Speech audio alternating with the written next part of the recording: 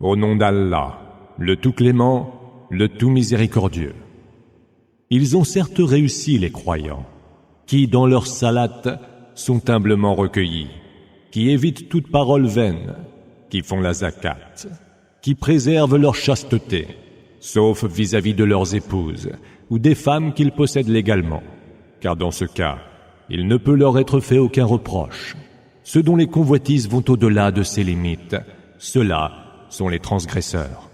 Ceux qui gardent fidèlement les dépôts qu'on leur confie et veillent à honorer leurs engagements, qui observent assidûment leur salate, ce sont ceux-là les vrais héritiers, qui hériteront du Firdaus, où ils séjourneront pour l'éternité.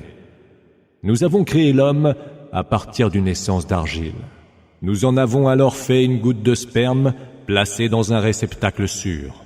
Puis de cette goutte, nous avons fait un grumeau de sang, et du grumeau, une masse de chair, et de la masse, des os.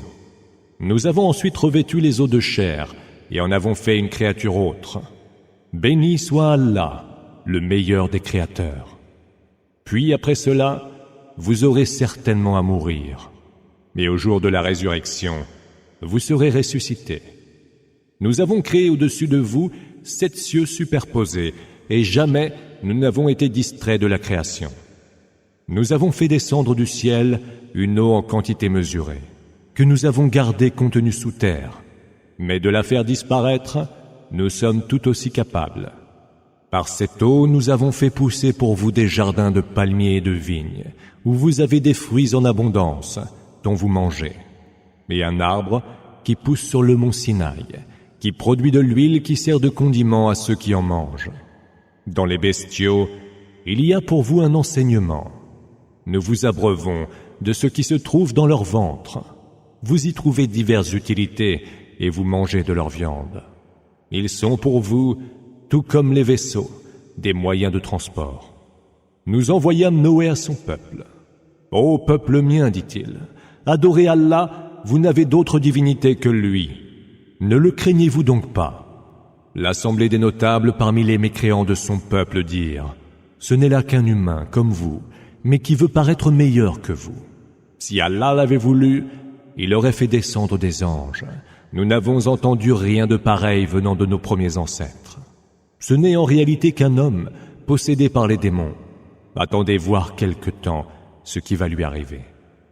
Seigneur, dit-il, accorde-moi ton soutien contre ceux qui me traitent de menteur. C'est alors que nous lui révélâmes.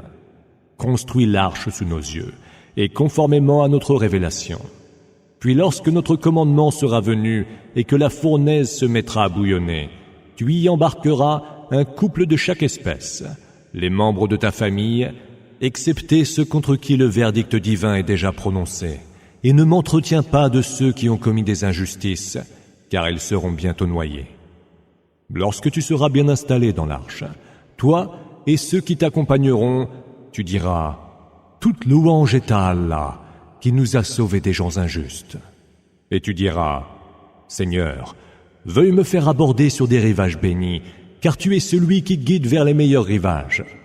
Il y a certes là des signes, et nous ne faisons que mettre les hommes à l'épreuve. Puis nous avons créé, après eux, une autre génération. Nous leur avons envoyé un messager, choisi parmi eux, qui leur disait « Adorez Allah, vous n'avez d'autre divinité que lui. Ne le craignez-vous donc pas ?» L'assemblée des notables de son peuple, parmi les mécréants, qui traitaient de mensonges la rencontre de l'autre monde, et auxquels nous avons donné faste et opulence en ce bas monde, dirent « Ce n'est là qu'un humain comme vous, qui mange de ce que vous mangez et boit de ce que vous buvez. En obéissant à un humain comme vous, vous serez certes perdant. Ne vous promet-il pas qu'une fois mort et devenu poussière et ossements, vous serez à nouveau sortis de vos tombes? Comme est lointain, lointain ce qui vous est promis. Il n'y a rien d'autre que notre vie en ce bas monde. Nous mourrons, nous vivons, et nous ne serons point ressuscités. Ce n'est qu'un homme qui débite des mensonges sur le compte d'Allah. Nous ne le croirons pas. Seigneur, dit-il, accorde-moi ton soutien contre ceux qui me traitent de menteur. Allah répondit, sous peu, ils le regretteront. Le cri les emporta à juste raison, et nous en fîmes des débris charriés par le torrent. Que périssent donc les gens injustes. Puis nous avons créé, après eux, d'autres générations. Aucune communauté ne saurait avancer ou reculer son terme. Nous envoyâmes alors successivement nos messagers. Chaque fois qu'un messager venait se révéler devant sa communauté, les siens le traitaient de menteur. Alors, nous les fîmes se succéder vers leur perte, et en fîmes les sujets de récits légendaires. Que périssent donc les peuples mécréants. Puis, nous envoyâmes Moïse et son frère Aaron, munis de nos signes et de nos évidentes preuves d'autorité, vers Pharaon et son assemblée de notables, qui se montrèrent dédaigneux et hautains. Allons-nous croire, s'étonnèrent-ils, en deux humains comme nous, quand leur peuple nous est asservi? Ils les traitèrent de menteurs et furent du nombre des perdus. Nous avons donné le livre à Moïse, afin que les siens fussent guidés. Nous fîmes du fils de Marie et de sa mère un signe prodigieux. À tous deux, nous donnâmes refuge sur une colline paisible et arrosée de sources. Ô messagers, mangez de ce qui est licite et pur. Faites le bien, car ce que vous faites, je le sais parfaitement. Cette religion est la vôtre, et c'est une religion unique. Je suis votre Seigneur, alors craignez-moi. Mais ils se partagèrent en sectes. Chaque parti était content de ce qu'il avait. Laisse-les donc plonger dans leur égarement pour un temps. Croient-ils que ce que nous leur accordons en biens et en enfants soit une part anticipée sur les faveurs de l'autre monde? Tant s'en faut, et ils ne le sentent point. Ceux qui craignent leur Seigneur, dans un sentiment de componction, ceux qui croient aux signes de leur Seigneur, ceux qui ne prêtent aucun associé à leur Seigneur, ceux qui s'acquittent de leurs œuvres de dévotion, le cœur plein de contrition, sachant qu'ils retourneront vers leur Seigneur. Ceux-là se hâtent vers les bonnes œuvres, qu'ils accomplissent les premiers. Nous ne chargeons une âme qu'à la mesure de ce qu'elle peut supporter. Nous détenons un livre qui ne dit que vérité, et ils ne seront point lésés. Mais leurs cœurs sont dans l'erreur à propos de ce Coran. Et ils ont d'autres mauvais actes qu'ils commettent de surcroît, jusqu'à ce que nous frappions de notre supplice les plus nantis parmi eux, et les voilà qui gémissent, suppliant. Ne gémissez point aujourd'hui, car vous n'aurez contre nous aucun secours. Quand mes versets vous étaient récités, vous tourniez les talons, fiers de la Kaaba, autour de laquelle, au cours de vos veillées, vous reniez la foi. N'ont-ils donc pas médité la parole d'Allah? Où leur est-il venu ce qui n'était jamais venu à leurs premiers ancêtres? Ou alors, n'ont-ils pas reconnu leur messager, et donc ils le renient? Ou bien, prétendent-ils qu'il est possédé par les démons? Or, il est venu vers eux muni de la vérité. Mais la plupart d'entre eux ont en horreur la vérité. Si la vérité correspondait à leur passion, les cieux, la terre et tout ce qui y est se corrompraient. Nous leur avons apporté plutôt leur rappel, mais à leur rappel, ils restent indifférents. Ou alors, leur réclamerais-tu un tribut? Mais le tribut de ton Seigneur est bien meilleur, car c'est lui le meilleur dispensateur. Tu les appelles certes vers une voie droite, mais ceux qui ne croient pas à l'autre monde ne font que s'éloigner de la voie. Si nous les touchions de notre miséricorde, et que nous les débarrassions du mal qui est en eux, ils n'en continueraient pas moins à patauger aveuglément dans leurs transgressions. Nous les avons déjà châtiés par le supplice, mais ils n'ont ni humblement craint leur Seigneur, ni ne l'ont supplié. Cela, jusqu'à ce que nous ouvrions sur eux une porte, donnant sur un terrible supplice. Mais les voilà plongés dans un profond désarroi. C'est lui qui a créé pour vous l'ouïe, la vue et la raison. Or, vous êtes bien peu reconnaissants. Et c'est lui qui vous a disséminés sur terre, et c'est lui vers qui vous serez ramenés en foule.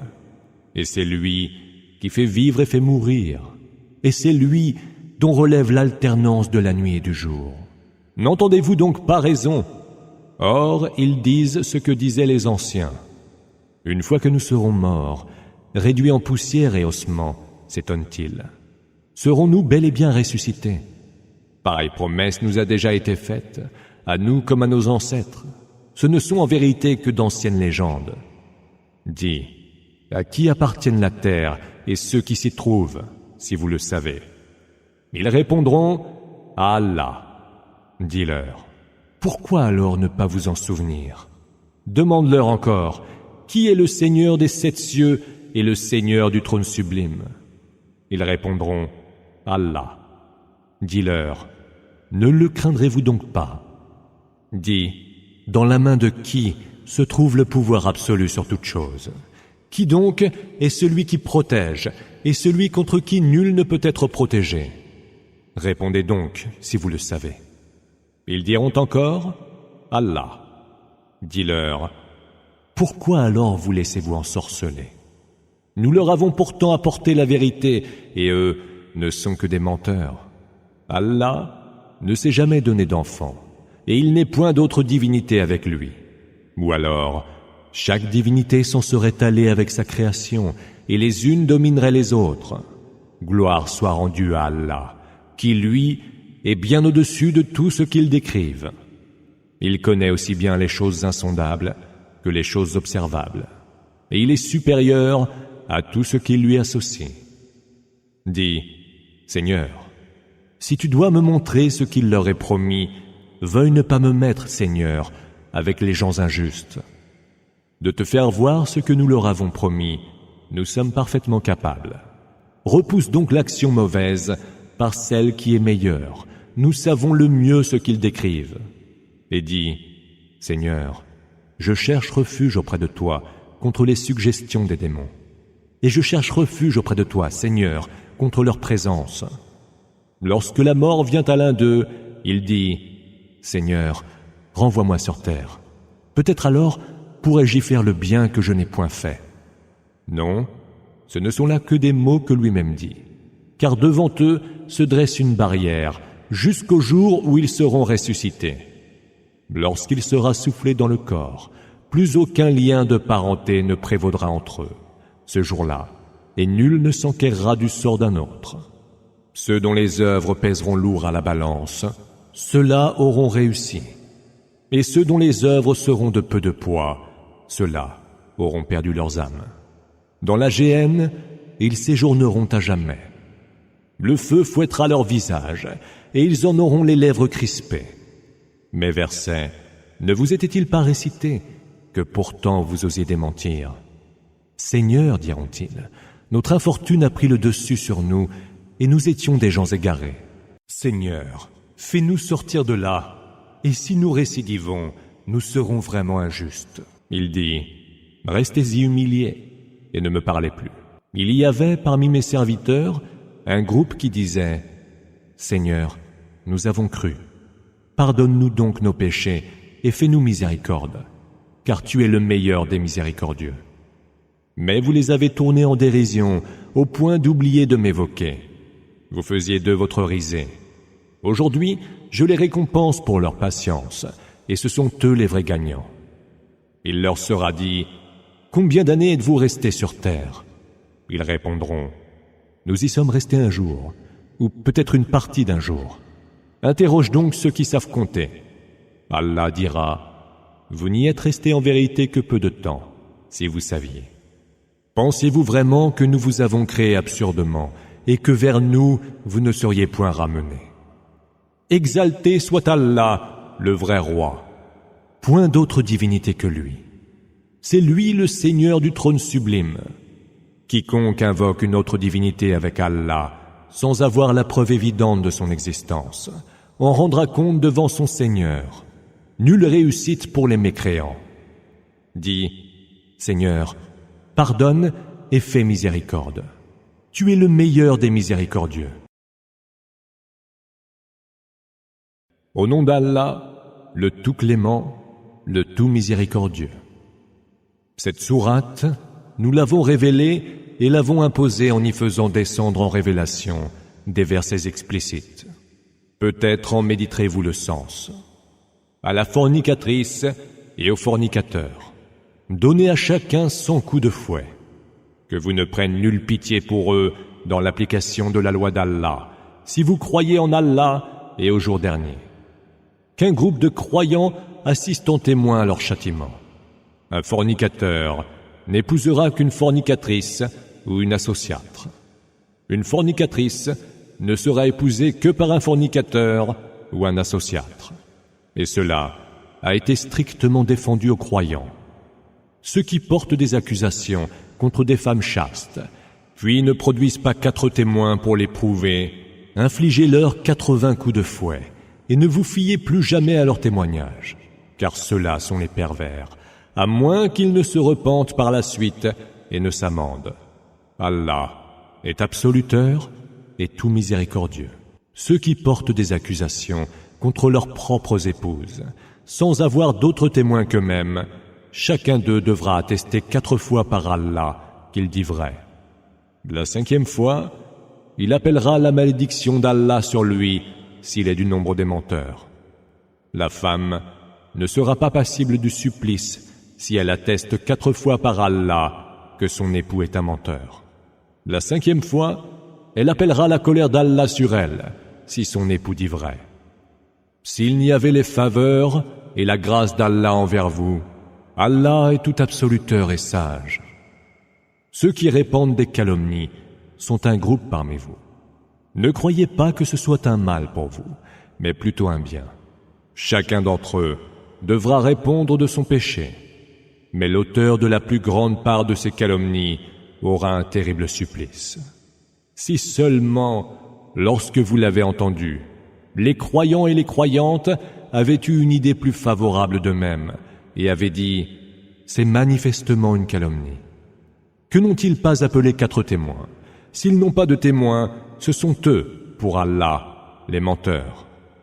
Sans les faveurs et la grâce d'Allah envers vous, en ce bas monde et dans l'autre, un terrible supplice vous aurait atteint, pour avoir donné libre cours à la calomnie. C'est que vous faisiez courir le bruit avec vos langues, et vous disiez de vos bouches ce dont vous n'aviez aucune connaissance. Vous en faisiez peu de cas, mais pour Allah, cela est d'une grande gravité. Que n'avez-vous pas dit en l'entendant? Nous n'avons pas à parler de telles choses. Gloire te soit rendue, mais c'est un énorme mensonge. Allah vous exhorte à ne plus jamais refaire pareille chose si vous êtes croyant. Allah vous expose clairement les versets. Allah est omniscient et sage. Ceux qui aiment à voir se propager le vice parmi les croyants auront un supplice très douloureux en ce bas monde et dans l'autre. Allah sait, et vous ne savez point. S'il n'y avait les faveurs et la grâce d'Allah envers vous, Allah est si compatissant et tout miséricordieux.